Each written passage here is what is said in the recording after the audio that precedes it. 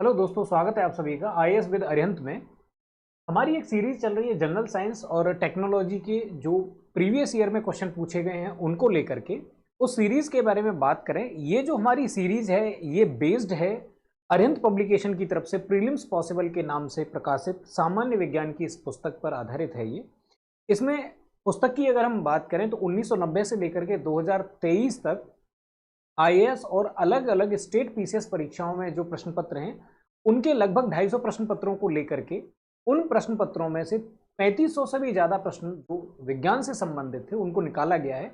फिर उनको अलग अलग सेक्शन में डिवाइड किया गया है, उसके बाद चैप्टरों में डिवाइड किया गया। हर एक चैप्टर को 3 से 4 अलग अलग सेगमेंट में डिवाइड किया गया है। हर एक सेगमेंट को स्टार्ट करते समय क्या किया गया है, शॉर्ट नोट्स दे रखे हैं ताकि आपको रिवीजन के टाइम पे, जब आपको शॉर्ट टाइम में रिवीजन करना है, क्योंकि रिवीजन करना है तो उसके लिए अलग से नोट्स बनाने की जरूरत ना पड़े।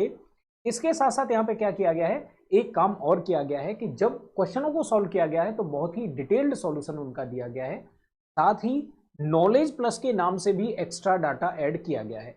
इसके साथ ही ये सावधानी बरती गई है कि पुस्तक में गलतियां ना रहें, क्योंकि ये एक बड़ी समस्या है मार्केट में कि जो पुस्तक अवेलेबल है उनमें बहुत सारी गलतियां होती हैं। अब आप जानते हैं अरिहंत इतना पुराना पब्लिकेशन है, बड़ा पब्लिकेशन है, और अगर ट्रस्ट वर्दी है, इतने दिनों से लोगों के बीच में भरोसा बना हुआ है, तो उसकी भी एक ही वजह है कि पुस्तक में गलतियां न्यूनतम है, या ये कहिए कि नहीं है।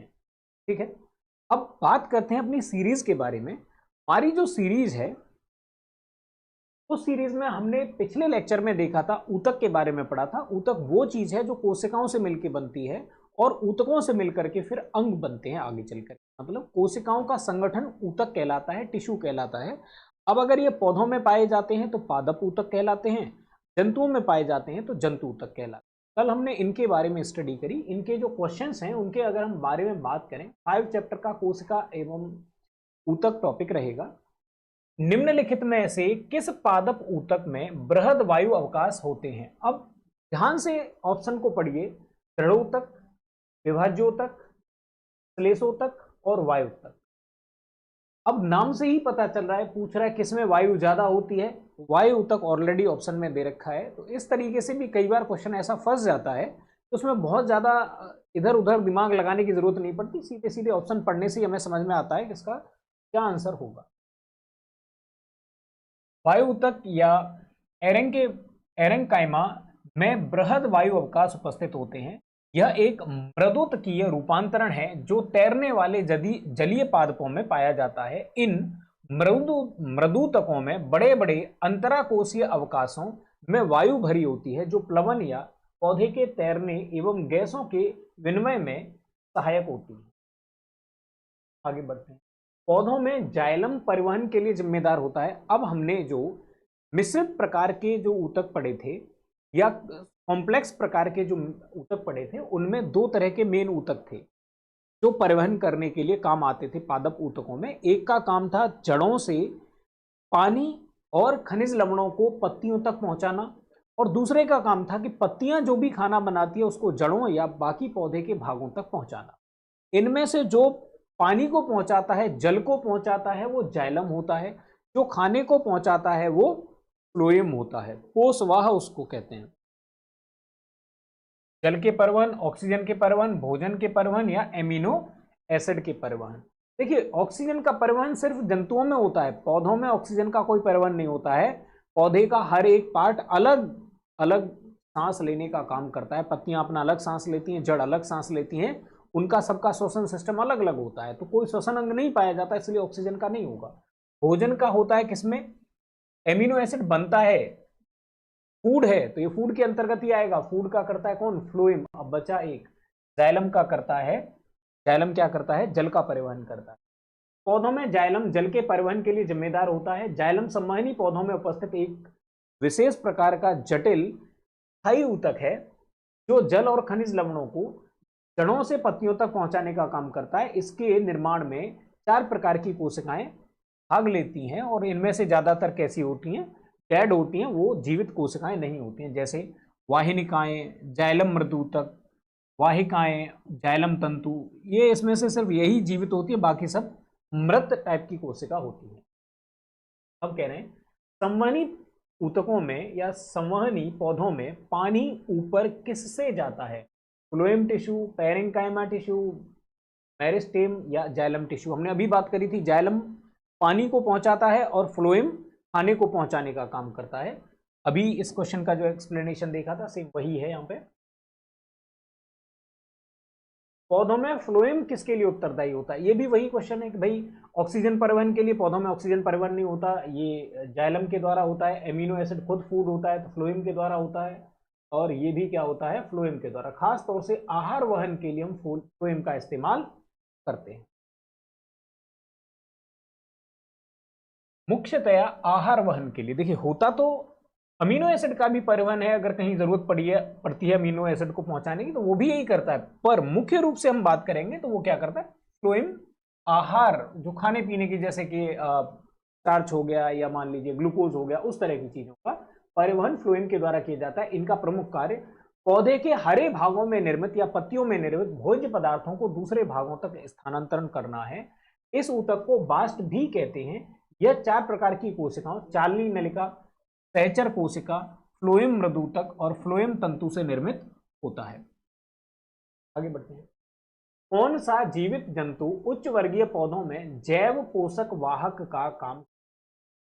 जीवित ऊतक जैव पोषक वाहक या पोषक या भोजन को एक जगह से दूसरी जगह पहुंचाने का काम करता है। अभी हमने देखा था फ्लोएम वो काम करता है। अभी देखेंगे इसमें से जो ज्यादातर क्वेश्चन है वो जाइलम, फ्लोएम, इन्हीं के चारों तरफ भटक रहे हैं।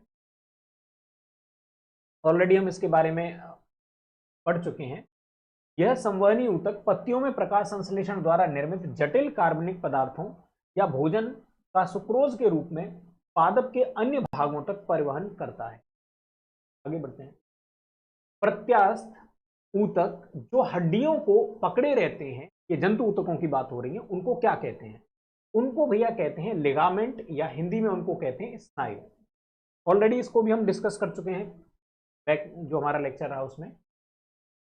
प्रत्यास्थ ऊतक जो हड्डियों को साथ पकड़े रहते हैं लिगामेंट या स्नायु कहलाते हैं। यह एक हड्डी को दूसरी हड्डी से जोड़कर जोड़ों का निर्माण करता है। यह सघन, नियमित, संयोजी ऊतक होता है जो अधिकांशतः पीले प्रत्यास्थ तंतुओं एवं अल्प मात्रा में श्वेत कोलेजन तंतुओं से बना होता है। ठीक है, आगे बढ़ते हैं। निम्न में से कौन सा संयोजी ऊतक नहीं है? स्नायु, कंडरा, उपास्थि, चिकनी।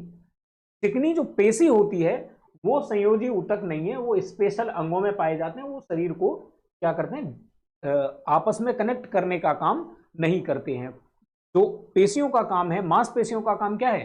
किसी पार्टिकुलर एक एक्शन को एक्चुअल फेज में उसको कन्वर्ट करना या उसको करके दिखाना, ये काम है उसका। जैसे हमको अगर ये पेन पकड़ के उठाना है तो पेशी इस पेन को उठाने का काम कर रही है, बॉडी को कनेक्ट करने का काम नहीं कर रही है। ठीक है ना? तो चिकनी पेशी संयोजी ऊतक नहीं है, यह एक पेशी ऊतक है, मस्कुलर टिश्यू है। पेशी ऊतक गति से संबंधित जो उत्तेजनशील है, संकुचनशील है या प्रत्यास्थ ऊतक होता है। स्नायु एवं कंडरा वास्तविक संयोजी ऊतक हैं और उपास्थि कंकाली संयोजी ऊतक का उदाहरण है। अब देखिए, अब यहां से हमारा नेक्स्ट चैप्टर स्टार्ट होगा, चैप्टर 6। अब चैप्टर 6 का नाम है पादप आकार की एवं कार्य की। मतलब पौधे का क्या आकार है, और पौधा आकार है मतलब पत्ती है, जड़ है, तना है, फूल है, फल है, उसके बारे में स्टडी करना है इस चैप्टर में। प्लस कार्यकी का मतलब है पौधे के द्वारा क्या क्या काम किया जाता है। जैसे भाई पौधा श्वसन करता है, प्रकाश संश्लेषण करता है, पौधा जनन भी करता है, वृद्धि करता है, उत्सर्जन भी करता है पौधा। तो उन सब चीजों को हम पढ़ते हैं इस चैप्टर के थ्रू। अब हम यहाँ पे बात करेंगे कि पुष्पी पादपों की आकार की। जिन पौधों में फूल पाए जाते हैं उनकी हम कैटेगरी के बारे में करेंगे, उनका आकार क्या क्या है उसके बारे में बात करेंगे। तो पौधे, जो पुष्पी पौधे होते हैं वो 3 प्रकार के होते हैं। एक होते हैं शाक, जिनको हर्ब्स कहते हैं। इनमें क्या होता है? हरे तने युक्त छोटा पादप होता है, या ये कि ये तना होता ही नहीं है, ऐसे कह सकते हैं। जैसे मटर है, घास है, प्रॉपर कोई तना नहीं है उस चीज। पालक है। दूसरे होते हैं क्षुप, या जिनको झाड़ी कहते हैं। श्रब जिनको कहते हैं, इनको हर्ब कहते हैं, इनको श्रब कहते हैं। ये क्या होते हैं? काष्ठीय एवं शाखित तने युक्त छोटे पादप, जैसे बेर। अब क्या होगा? जड़ से यहीं से तमाम सारी शाखाएं निकल रही होंगी और इन पर फिर बाकी छोटी छोटी शाखाएं लगी हुई होंगी। जो इस तरह के पौधे होते हैं उनको हम क्या कहते हैं, झाड़ी या श्रब कहते हैं। फिर तीसरी कैटेगरी में आते हैं वृक्ष या ट्री, इनको कहा जाता है। इनमें क्या होता है, काष्ठीय एवं शाखित तने युक्त बड़ा पादप होता है, एक स्पष्ट तना होता है, उसके ऊपर से शाखाएं निकलती हैं। जब इस तरह का स्पष्ट स्ट्रक्चर होता है तो उसको वृक्ष कहा जाता है। अब बात करते हैं पौधे की संरचना के बारे में। तो पौधे की जो, हम नीचे से स्टार्ट करेंगे और ऊपर की तरफ बढ़ते चलेंगे। पौधे में जो जमीन में पार्ट होता है उसको मूल या रूट के नाम से जाना जाता है। भूमिगत होता है, ये ऋणात्मक प्रकाशानुवर्ती होता है, अर्थात प्रकाश ऊपर रहता है तो ये नीचे भागता है। धनात्मक जलानुवर्ती एवं गुरुत्वानुवर्ती होता है, पृथ्वी हर चीज को नीचे खींचती है, जल पृथ्वी में नीचे की तरफ पाया जाता है तो ये नीचे की तरफ बढ़ने वाला भाग है पौधे का।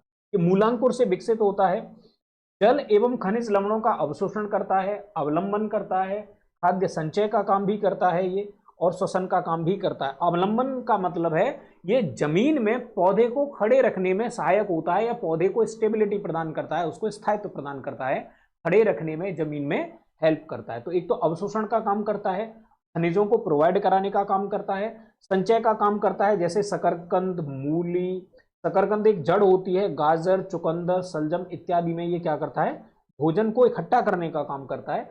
इसके अलावा कुछ पौधे ऐसे होते हैं जिनमें श्वसन का काम भी जड़ें करती हैं, क्योंकि अब जो बाकी जैसे मिट्टी होगी तो उसमें तो मिट्टी में ही इतनी ऑक्सीजन अवेलेबल रहती है कि जड़ें बड़े आराम से श्वसन कर पाती हैं।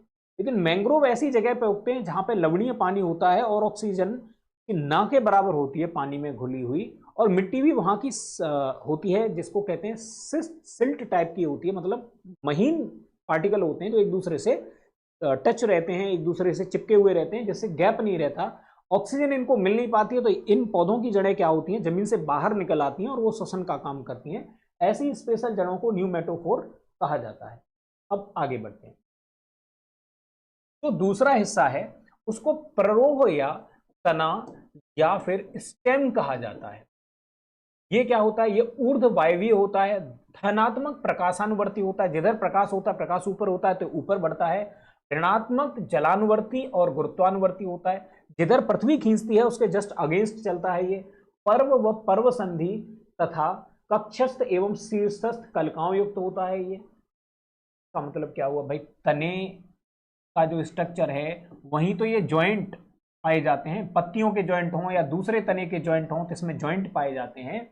फल फूल एवं पत्तियों को धारण करने का ये काम करता है, अवलंबन करता है। भाई पौधे का स्पेशल स्ट्रक्चर उसके तने की वजह से होता है, तना ना हो तो वो क्या साग जैसा हो जाएगा, तना कमजोर हो तो बेल के रूप में हो जाएगा, तना अगर बहुत स्ट्रांग है, अकेला है तो पीपल, नीम इस तरह के पौधों में विकसित हो जाएगा। तना अगर मान लीजिए ऐसा है, डिवाइडेड है, तो गुलाब जैसी झाड़ियों में, गुड़हल जैसी झाड़ियों में कन्वर्ट हो जाएगा पौधा। तो ये अवलंबन का काम करता है। दूसरे ये क्या करता है, खाद्य संचय का काम करता है, जैसे आलू क्या है, कंद है, हल्दी अदरक क्या है, ये प्रकंद के उदाहरण है। इस तरीके से ये संचय का काम भी करता है। प्याज है या लहसुन है, ये भी फूड स्टोरेज का काम करते हैं। अब जो तीसरा पार्ट है उसको हम कहते हैं पत्ती, पर्ण, या फिर उसको कहते हैं लीफ। अब ये क्या है, हरा, चपटा और बहिर्जात या बहिर्जात अंग क्या कहलाता है, पत्ती कहलाता है। इसका सिरा विन्यास जालिकावत होता है अगर पौधा कैसा है, द्विबीजपत्री है, और समांतर होता है अगर पौधा कैसा है, एक बीजपत्री है। जालवत है इसका मतलब इस तरह की पत्ती के लिए वो हमसे बोल रहे हैं, और अगर वो समांतर बोल रहे हैं तो इसका मतलब वो हमसे ये कह रहे हैं कि कुछ पत्तियां, जैसे आप गेहूं की पत्ती देखेंगे, बांस की पत्ती देखेंगे, उसमें इस तरह से आपको नसें टाइप की दिखेंगी। अब जो चौथा पार्ट है उसको पुष्प या फ्लावर कहते हैं। संगनित प्ररोह होता है, ये लैंगिक अंग होता है पौधे का। इसमें बाह्य दलपुंज जो हरे रंग का, जैसे अगर मान लीजिए ये फूल है तो इसमें इस तरीके से हरा होगा, फिर इसमें इस तरीके से कुछ कलियां लगी होंगी। तो ये जो हरा पार्ट है ये क्या है, बाह्य दलपुंज है जो हरे रंग का है। इसका काम क्या है, कीटों से ये फूल को बचाता है। दलपुंज होता है जो कलियां जिनको कहते हैं या पंखुड़ियां जिनको कहते हैं, ये रंगीन पार्ट होते हैं, ये दलपुंज होते हैं। इसके अलावा इसमें पुमंग होता है और इसकी इकाई क्या होती है, पुंकेसर। तो पुंकेसर होते हैं इसमें फूल में। तो पुंकेसर जो होता है वो नर जननांग होता है, और इसके अलावा इसमें जयांग होता है, अर्थात इसको हम अंडक कह सकते हैं। जयांग क्या होता है, मादा जननांग होता है, वो भी पौधे इस फूल में ही उपस्थित होता है। अब डिपेंड करता है, टोटल 4 पार्ट बनेंगे, बाह्य दल, दल, पुमंग और जयांग। अगर किसी फूल में ये चारों उपस्थित हैं तो इसका मतलब एक ही फूल में नर भी है मादा भी है, तो इस तरह के फूल को हम द्विलिंगी फूल कहते हैं और इस तरह के फूल को हम पूर्ण पुष्प भी कहते हैं क्योंकि चारों पार्ट उसमें अवेलेबल हैं। कुछ फूल ऐसे होते हैं जैसे गेहूं का फूल है, उसमें ये चारों पार्ट अवेलेबल रहते हैं। अब बात करें अगर हम, कुछ फूल ऐसे होते हैं जिनमें क्या रहता है, सिर्फ 3 ही पार्ट रहते हैं। बाह्य दलपुंज, दलपुंज ये कॉमन है, ये तो रहेंगे रहेंगे। अब या तो पुमंग स्थित होगा या जयांग स्थित होगा। पुमंग होगा तो नर पुष्प कहेंगे और अगर जयांग होगा तो मादा पुष्प कहेंगे। जैसे मक्के का फूल होता है उसमें नर पुष्प और मादा पुष्प अलग अलग खिलते हैं।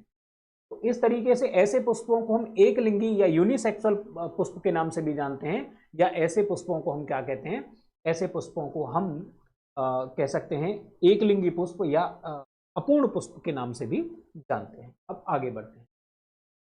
इसके आधार फल बनने की प्रक्रिया है वो हम जनन देखेंगे जब पौधों में, लैंगिक और अलैंगिक, तो वहां उस चीज को पढ़ेंगे। अब यहाँ पे हम बात करें मटर का पौधा क्या है, शाख है, झाड़ी है, पुष्प है, या इनमें से कोई नहीं। मटर के पौधे में कोई स्पष्ट तना नहीं होता है, तना होता भी है तो बहुत ही ज्यादा मुलायम होता है, वृद्धि भी इसकी ज्यादा नहीं होती, कोई बहुत लंबा पौधा नहीं होता है। तो इस तरह के पौधों को क्या कहा जाता है, शाख के रूप में जाना जाता है। हमने अभी 3 कैटेगरी के बारे में पढ़ा था। यह एक द्विबीजपत्री है, अर्थात जब इसके बीज को खोलेंगे तो इसमें 2 हिस्से निकलते हैं तथा 1 वर्षीय पौधा होता है। इस पौधे का तना कमजोर होता है, अतः इसमें सहारे के लिए प्रतान पाए जाते हैं। यह लेग्यूमिनेसी कुल का सदस्य है, मतलब दाल होती है। लेग्यूमिनेसी मतलब दाल समझ जाए। बांस है, बांस को किसमें डिवाइड किया गया है, वृक्ष है, मूलांग है, झाड़ी है या घास है। बांस हो गया, ये झाड़ी होता है। बांस, गन्ना, गेहूं, जौ, धान, बाजरा, मक्का, ये सभी क्या हैं, ये सब घास होते हैं। ग्रामीणी फैमिली से हैं सारे के सारे, घास फैमिली से आते हैं, ठीक है। पूरे जीवन काल में एक बार पुष्पों का निर्माण करते हैं, इसलिए इनको मोनोकॉर्पिक पादप कहा जाता है। अब ये यहाँ पे जो टर्म आ गया मोनोकॉर्पिक, ये हमारे काम का है। मोनोकॉर्पिक मतलब एक बार फूल देने वाले पौधे, साल में एक बार जिन पे फूल आते हैं, मोनोकॉर्पिक होते हैं। अब आगे बढ़ते हैं। निम्न में से कौन सा पौधा जड़ों का, या सॉरी, पौधों की जड़ों का कार्य नहीं है। प्रकाश संश्लेषण, ये तो भाई पत्तियां करती हैं। जल का अवशोषण, ये क्या काम करती हैं, ये जड़ें करती हैं। पोषक तत्वों का अवशोषण, ये भी जड़ें करती हैं। पौधों को सहारा देना, ये भी जड़ें करती हैं। कुछ जड़ें श्वसन का काम करती हैं, कुछ जड़ें भोजन संग्रहण का काम करती हैं। तो ये तो सारे जड़ के काम है। ये स्पेशली किसका काम है, पत्तियों का काम। अभी हमने इस चीज को देखा, आगे बढ़ते हैं। अब देखते हैं प्रकाश संश्लेषण आखिर है क्या।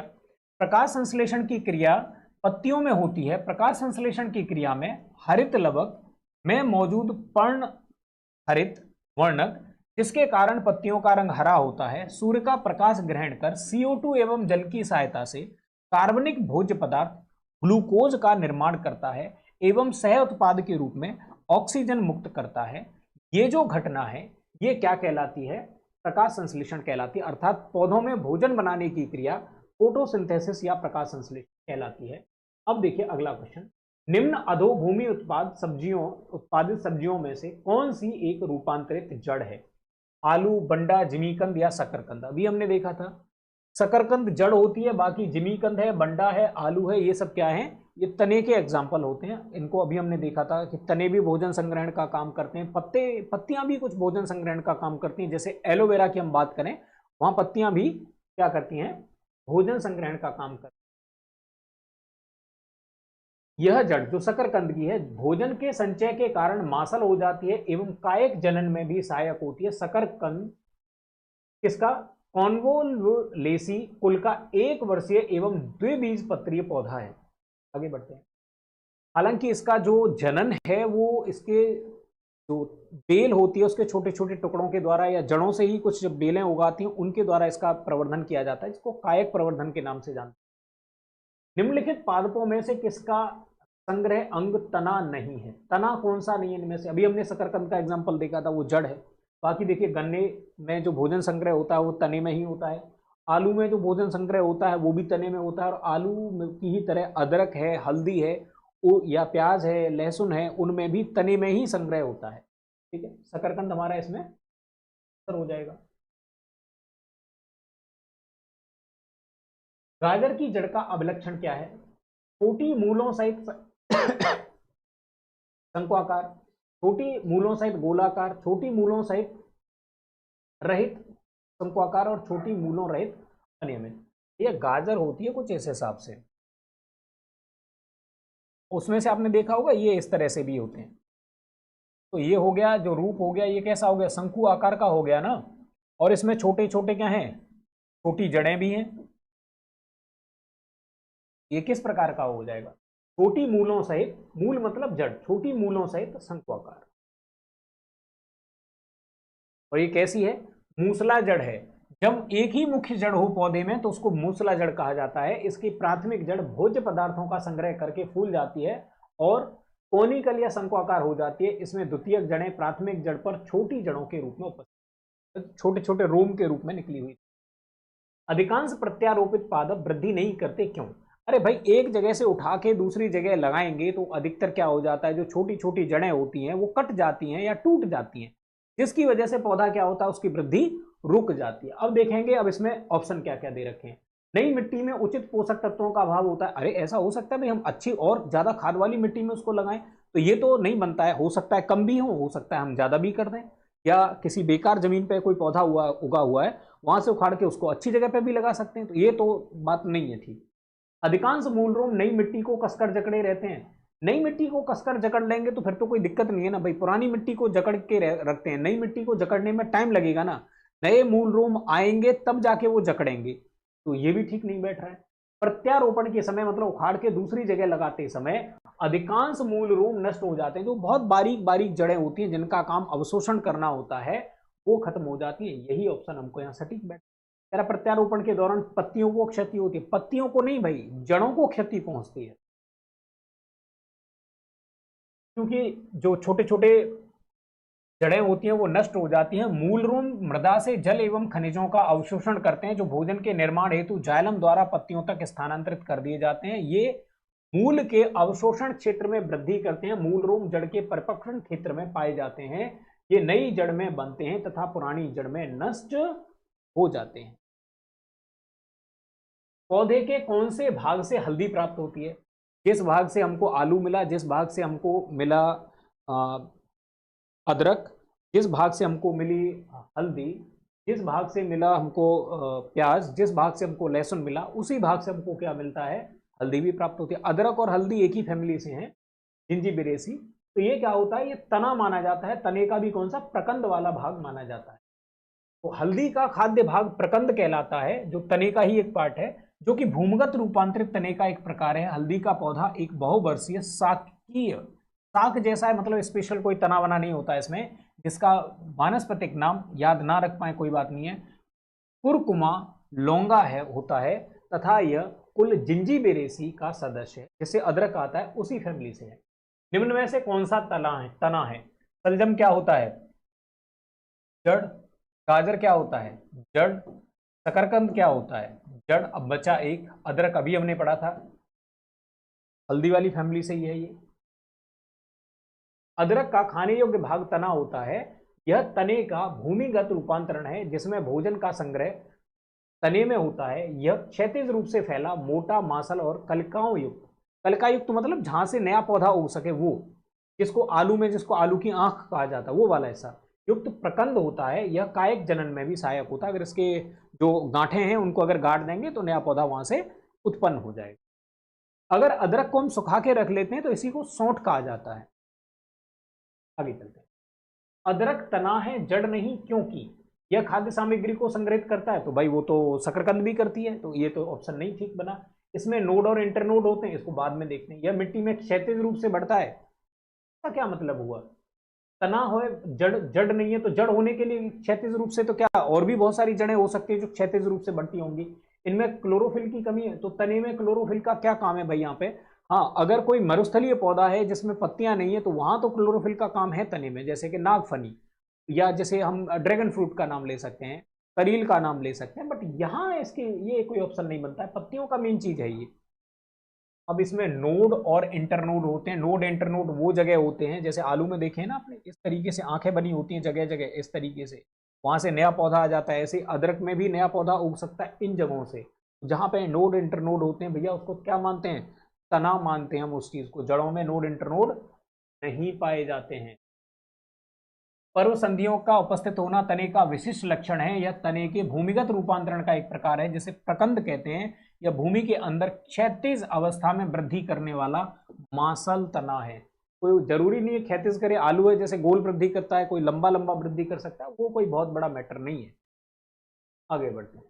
निम्नलिखित में से कौन सा रूपांतरित स्तंभ है? स्तंभ भी तने के लिए ही यूज किया जाता है। स्टेम क्योंकि इसका नाम होता है, तो स्टेम के दो हिंदी मीनिंग है। एक स्तंभ है, स्तंभ का मतलब आप कॉलम मत लगा लेना, स्तंभ का मतलब है यहाँ पे स्टेम के साथ या तने के साथ। कौन रूपांतरित तना है? गाजर क्या है भाई? गाजर तो जड़ है ना। नारियल क्या है? नारियल तो फल होता है ना। शकरकंद क्या है? जड़ होती है ना। आलू क्या होता है? तना। पूछ रहा है कौन तना है इनमें से।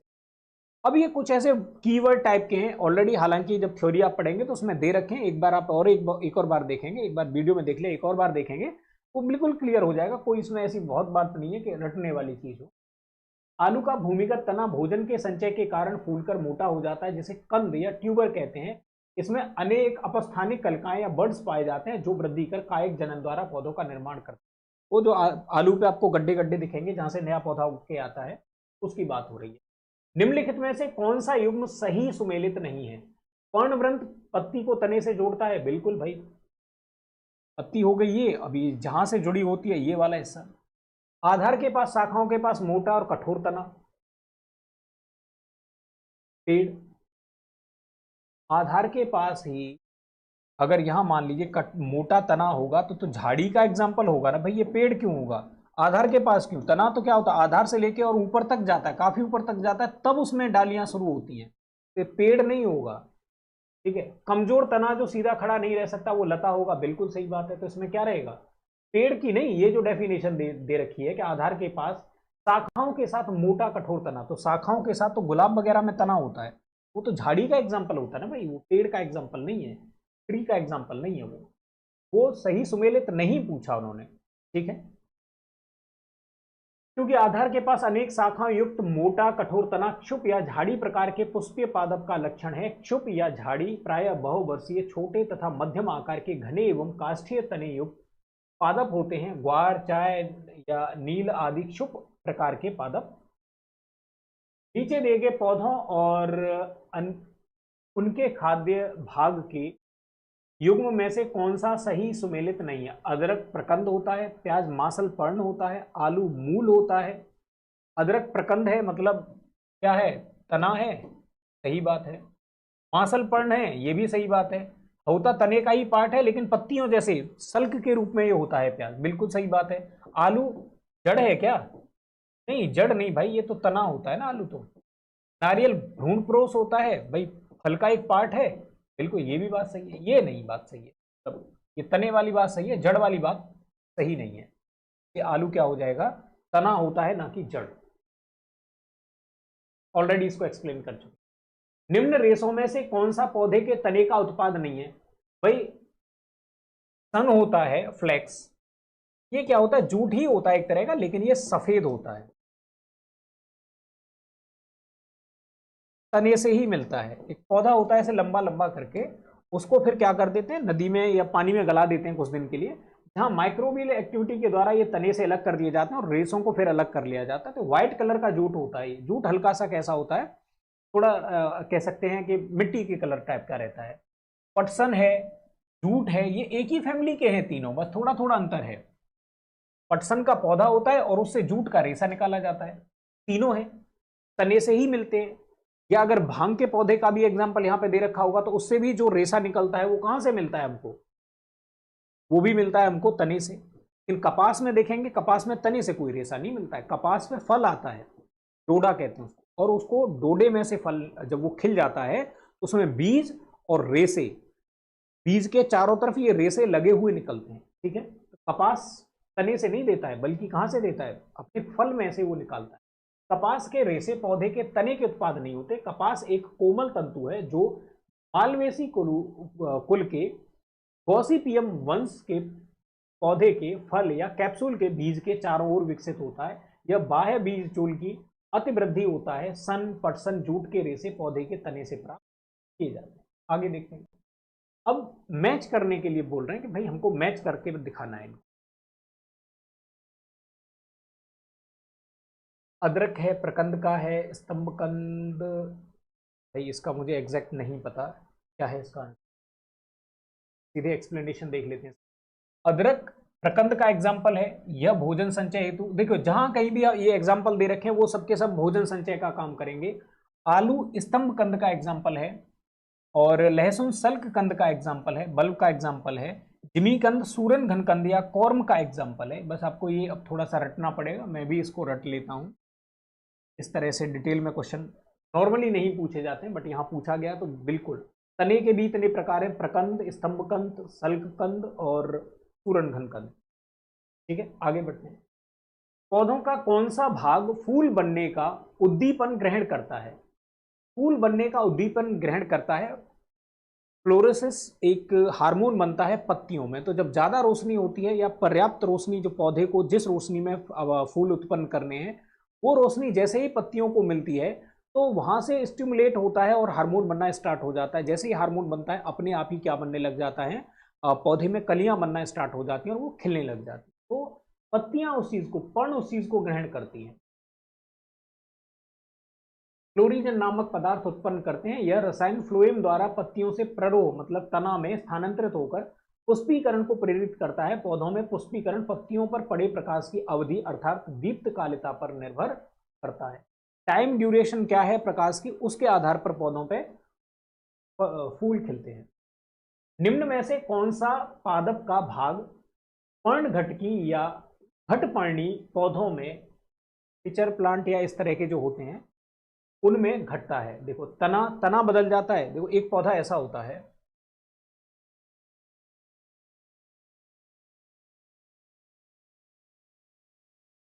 तो वो यहां स्टेम के साथ जुड़ा रहेगा। ये जो चीज है, अब स्टेम में तो कोई परिवर्तन नहीं हुआ। अब इसमें क्या रहेगा, एक लिक्विड भरा रहेगा, लिक्विड सेप भरा रहेगा, और इसमें जो भी कीड़े मकोड़े होंगे वो आके जैसे ही बैठेंगे चिपक जाएंगे और वो सरक करके नीचे पहुंच जाएंगे। जहां पे ये जो लिक्विड भरा है इनको गला देगा और उस गले हुए पदार्थ में से ये नाइट्रोजनी चीजों को अवशोषित कर लेंगे। ऐसे पौधों को हम क्या कहते हैं, कीटभक्षी पौधे कहते हैं, है ना। कीटभक्षी पौधे जहां पे जमीन में नाइट्रोजन की कमी होती है वो ऐसा काम करते हैं। तो इसमें क्या है, पत्तियां ही ऐसे घट के रूप में या इस तरह के एक स्पेशल स्ट्रक्चर में डेवलप हो जाती हैं, तो पत्तियों का ये काम होता है। अब देखते हैं पिचर प्लांट में क्या होता है। पत्ती घट या कलश जैसी संरचना बनाती है। यह एक कीटभक्षी पौधा है जिसमें पत्तियों का पर्ण फलक पर्ण घटक या पिचर बनाने में रूपांतरित हो जाता है। यहाँ पर्ण फलक की ऊपरी सतह घटक की भीतरी सतह निर्मित करती है, ऐसे करके वो मुड़ जाता है इस वजह से। जबकि पत्राग्र जो आगे पत्ती का जो भाग होता है वो जैसे मान लीजिए ये बन गया, इसके ऊपर ढक्कन के रूप में काम करता है।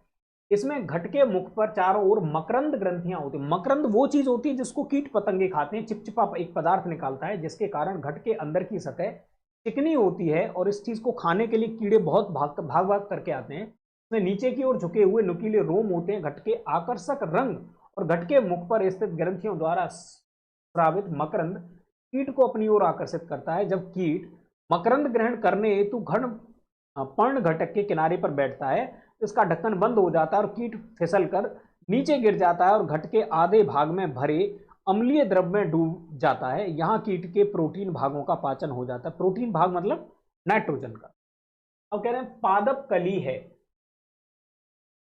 एक भ्रूणीय टहनी, एक भ्रूणीय पत्ती, एक बीज या एक भ्रूणपोष। भ्रूणीय पत्ती नहीं होती, कली क्या है, जो बिना खिला फूल है उसको हम कली कहते हैं। ये खिल जाएगा तो ये क्या है, एक भ्रूणपोष है। सॉरी, भ्रूणपोष नहीं, एक भ्रूणीय टहनी है। एम्ब्रियोटिक ब्रांच होती है। इस कलिका में शीर्षस्थ विभाज्य ऊतक उपस्थित होता है। यह विभाज्य ऊतक सतत रूप से नई कोशिकाओं को उत्पन्न करता है जो विभेदित होकर अन्य ऊतकों को बनाती है। बीज पत्र को भ्रूणीय पत्ती कहा जाता है। अंकुरण के समय सर्वप्रथम बीज पत्र बीज से बाहर निकलकर प्रथम पत्ती का निर्माण करते हैं। भ्रूण पोष बीज का भाग होता है जो विकसित हो रहे भ्रूण के पोषण प्रदान करता है या उसको भोजन देता है। बीज लैंगिक जनन द्वारा उत्पन्न एक संरचना है जो अंकुरण के बाद एक नए पादप का निर्माण करती है। जीवन चक्र की दृष्टि से पौधे का सबसे महत्वपूर्ण अंग क्या है? पुष्प, पत्ती, तना या जड़?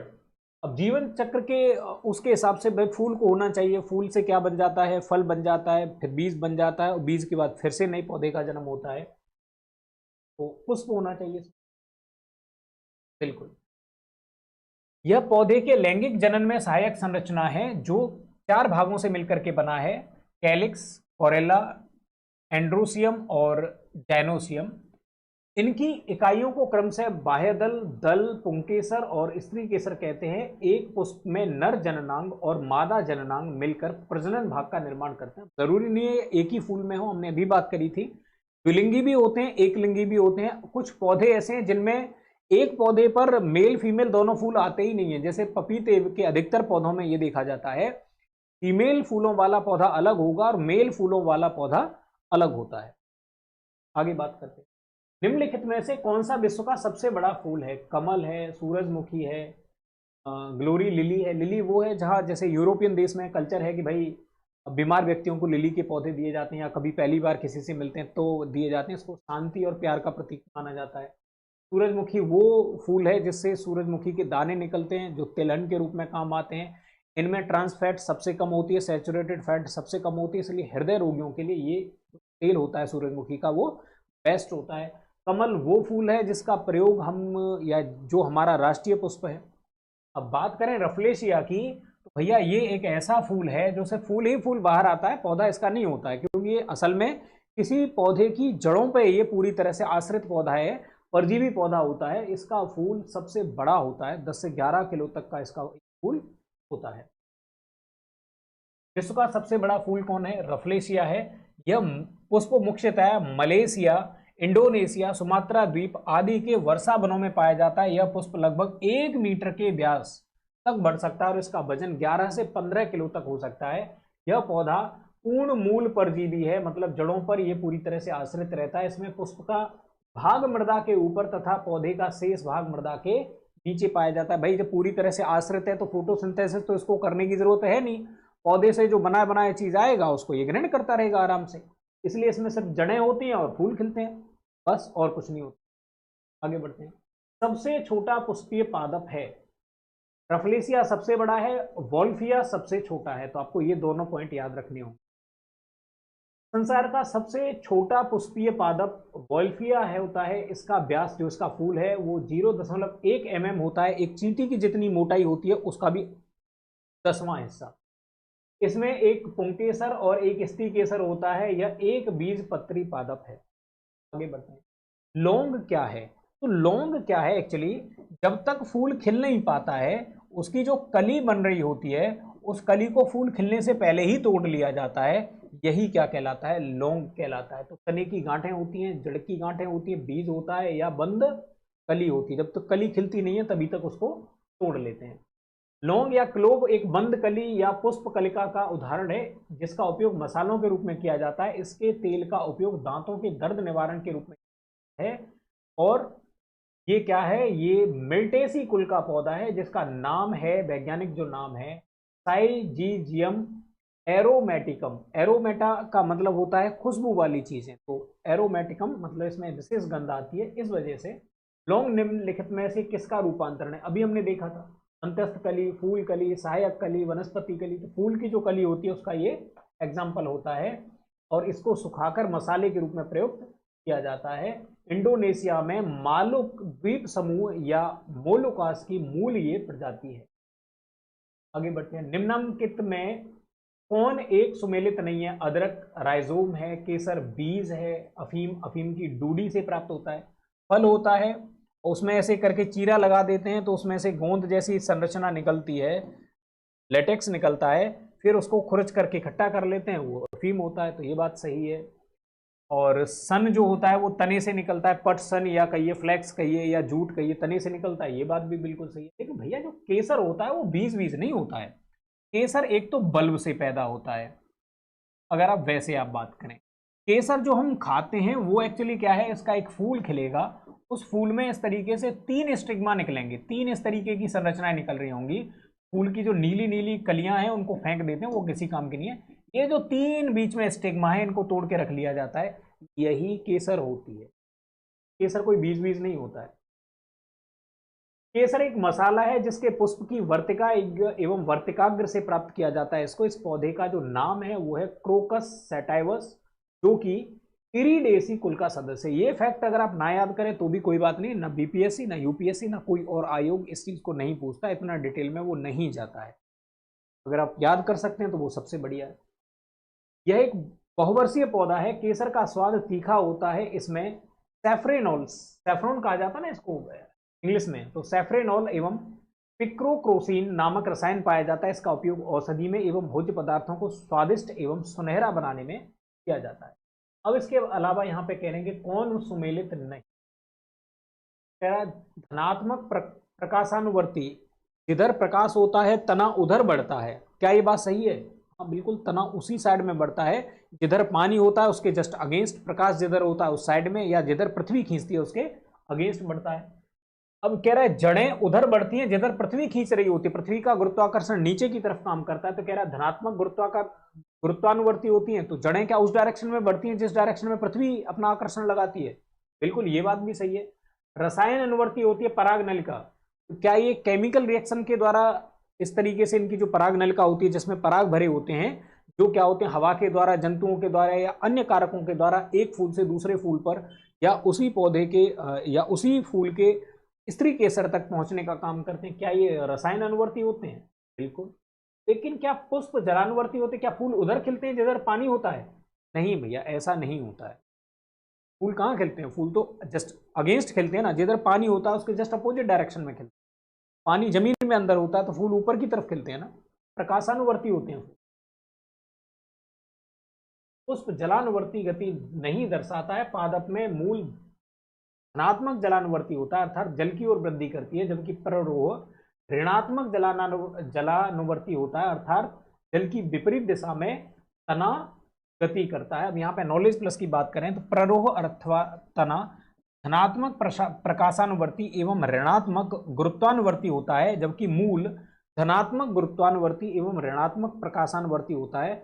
वर्तिकाग्र पर पराग कण के अंकुरण के बाद बनी पराग नलिका की भ्रूण कोष तक वृद्धि तथा गति रसायन प्रेरित अर्थात रसायनवर्ती होती है। अब जो आज का टॉपिक है इसको अब यहीं रोकेंगे, लेकिन बात करेंगे हम प्रीलिम्स पॉसिबल के नाम से सामान्य विज्ञान की इस पुस्तक के बारे में। इस पुस्तक के बारे में ऑलरेडी हम आपसे बात कर चुके हैं कि इसमें 3500 से भी ज़्यादा क्वेश्चन दिए हुए हैं, और एमसीक्यू की आप जितनी ज़्यादा प्रैक्टिस करेंगे सब्जेक्ट के ऊपर आपकी उतनी ही ज़्यादा पकड़ बनती चली जाएगी। लेकिन अगर आप इस साल पेपर दे रहे हैं या अगली साल देना चाहते हैं तो अर्थव्यवस्था, राज्य व्यवस्था, भूगोल और इतिहास से संबंधित क्लासें भी इसी चैनल पे चल रही हैं, तो इस चैनल को सब्सक्राइब कर लीजिए। इसके अलावा इन पुस्तकों को, बाकी पुस्तकों को सामान्य विज्ञान के अलावा भी आप लेकर के इनके एमसीक्यू भी लगा डालिए, ताकि आपकी जो पकड़ है सब्जेक्ट पे वो बहुत स्ट्रॉन्ग बन सके और एक ही बार में आपका पीटी क्वालिफाई हो जाए। इसी के साथ आज का लेक्चर यहीं रोकेंगे। अगले लेक्चर में मिलेंगे आपसे।